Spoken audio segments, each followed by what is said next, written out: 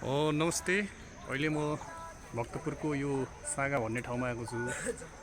जुन यहाँहरूले यो एरिया घुम्दा चाहिँ रोडबाट धेरै उचाइमा शिवजीको मूर्ति देख्नु भएको थियो होला, त्यही ठाउँ हो। आज म यता आएको छु र यो शिवजीको 12वटा कि 10वटा जुन के भनिन्छ यो यसरी छ। र यो ठाउँ एकदम मनमोहक, धेरै रमाइलो छ, धेरै हाइटमा छ। जुन यो बनेपाको रोडबाट तपाईहरु जुन यात्रा गर्नुहुन्छ त्यसपछि त अर्को साइडमा धेरै उकालोमा रहेको यो शिवलिङ्गको मूर्ति हो, शिवजीको मूर्ति। यहाँ धेरै यहाँ बस्दा पनि तपाईको धेरै हाइटमा देखिरहेछ र निकै हामी टाढासम्म पनि हेर्दा यो शिवजीको मूर्ति देखिन्छ, धेरै उचाइमा रहेको छ। पानी पनि पर्दै थियो बाटोमा आउँदा चाहिँ, तर जे भए पनि अब यहाँ आएपछि दर्शन गर्नै पर्यो भनेर मैले विशेष यही घुम्नलाई आएको हो। यहाँ थुप्रै मान्छेहरूको भिड पनि देख्न सक्नुहुन्छ। थुप्रै टाढा टाढाबाट आउने गर्छन्, दर्शन गर्छन्। र यहाँ रिसोर्ट पनि छ शिवजीकै मूर्तिकै ग्राउन्डभित्र।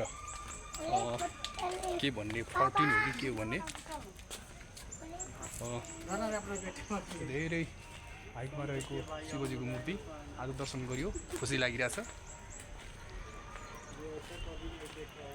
र यस्तोमा एउटा भगवानको ठाउँ भएकोले गर्दा यहाँ माछा मासु, धुम्रपान, मदपान निषेधित क्षेत्र भने पनि लेखिएको छ। एकदम चारैतिर घेरेको ठाउँ। यहाँ यताबाट प्रवेश द्वार चाहिँ यताबाट हो, शिवजीको यसरी देख्न सकिन्छ, यो ढोका हो। यहाँबाट यसरी गर्दै जाँदा शिवजीको मूर्ति धेरै हाइटमा रहेको छ।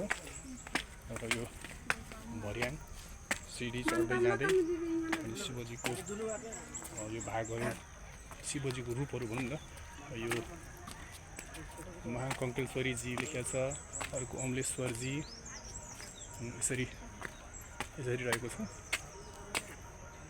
वैद्यनाथजी यसमा लेखेको छ। त्यसै गरी तपाईँको सबै यो शिवलिङ्गको उसमा नाम लेखिएको छ। तपाईहरु पनि आउनु होला, दर्शन गर्नु होला। धेरै राम्रो छ, हाइटमा छ। यहाँबाट थुप्रै तपाईको यो बनेपा जाने रोड, यो सिन्धुली जाने बाटो पनि यहाँबाट अवलोकन गर्न सक्नुहुन्छ।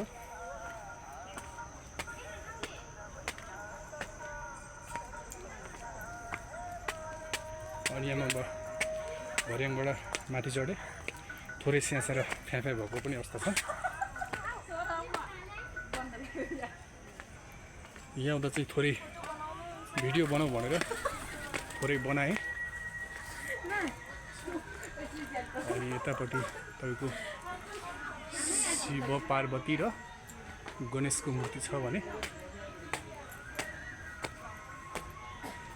यहाँ म शिवजी अग्लो ठाउँमा मूर्ति बनाएको हाइट छेउमा आइपुगेँ। यहाँबाट देख्न सक्नुहुन्छ धेरै हाइटमा अग्लो छ। यो चारैतिर यस्तो ग्राउन्ड।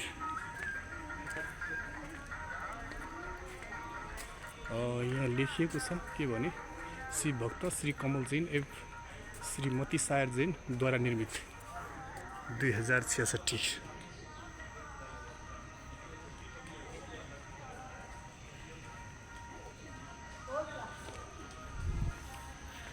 यो शिवजीको मूर्तिको वरिपरि यसरी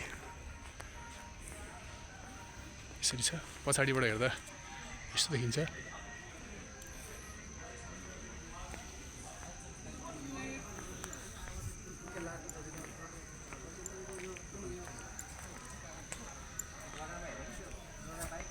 यहाँ छेउमा नन्दीको फोटो पनि छ। हस्त यति भन्दै मैले यो भिडियो यही स्टप गरेँ। हस् त, धन्यवाद।